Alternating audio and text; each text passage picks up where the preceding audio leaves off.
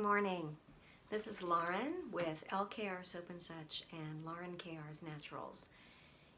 I'm going to cut some soap that I made yesterday for you again.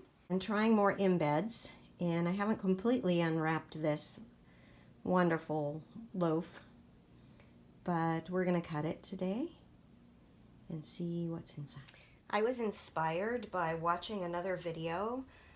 One of the soapers did not have a certain mold for her desired embed, so she was going to use a cookie cutter to do it. And so I took some of the recipe and I created a slab, and then I cut out cookie cutter style the soap to create the embeds, and I pushed them together while they were still soft, and then they were actually a little bit too soft, so I stuck them in the freezer, and then I created a line of them, but it only extended probably this far. It left off maybe 2 inches on either end, so this will be really interesting, and I just want to share it with you, even though it may not look very nice at all.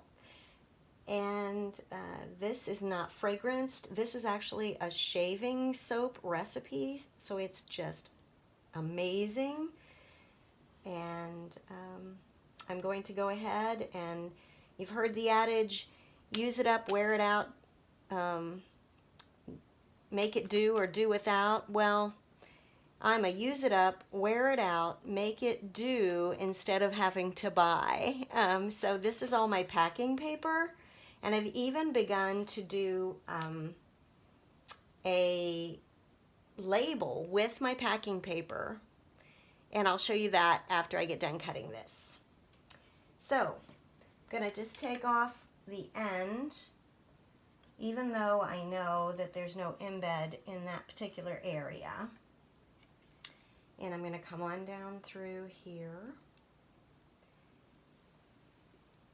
and cut these bars, and I'm as excited to see this. Really am. I must not have had those tight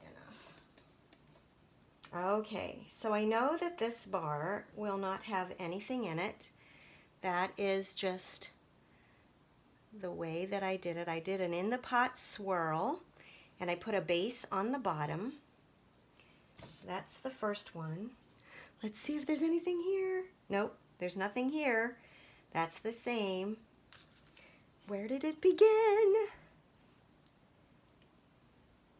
There it is, actually. It's a heart, and you can't even see it very well because of the fact that the colors are just not distinct enough. I should have done something more distinct. But this is the heart that I placed in there. There's another side. Can you see it? Well, this is interesting because I wasn't sure just how distinct that would be. And some of them are kind of interesting. I laid it on its side, and I knew that I was pushing it way down. It was heavy, but I could have done a better job of making more distinct color in that. I actually used madder root powder, infused oil for this heart, and I used red and pink Brazilian clay and white kaolin clay. This has the white kaolin clay in it. This has the red and pink Brazilian kind of mixed together. That one's kind of pretty because it was more distinct in the white part. Okay, so there they are, my homemade embeds done with a cookie cutter.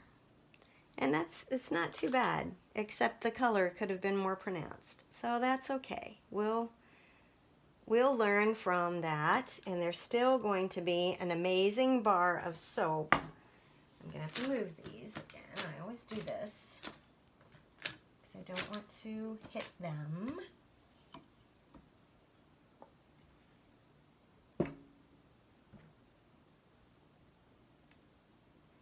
And we will cut these last few.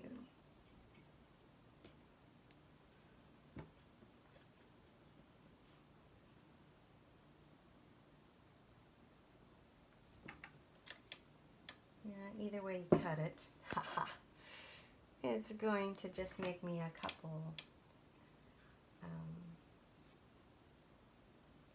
samples here.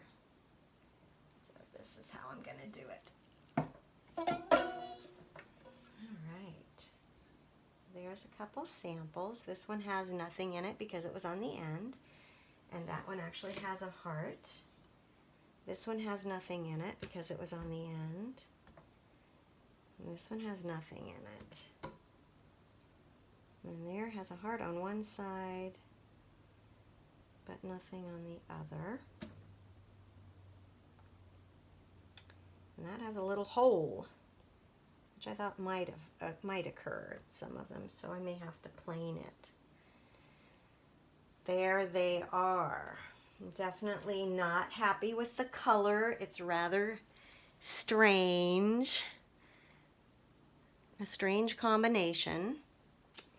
But at least I've learned that I can do that. I've actually ordered some heart-shaped molds so that I can do some things for Valentine's Day. So these are the labels that I created from that paper.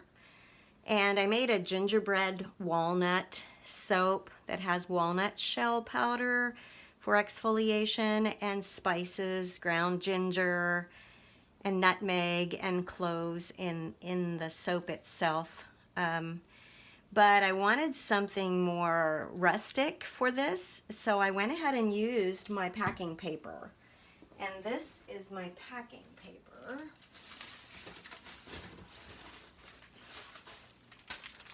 And it comes in sections that are actually 8.5 inches right there.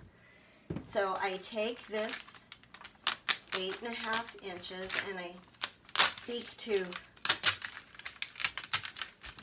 split it carefully because I've ripped several. But this is like maybe 13 or 14 inches long.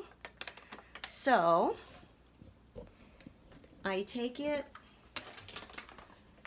over here to my handy dandy little cutter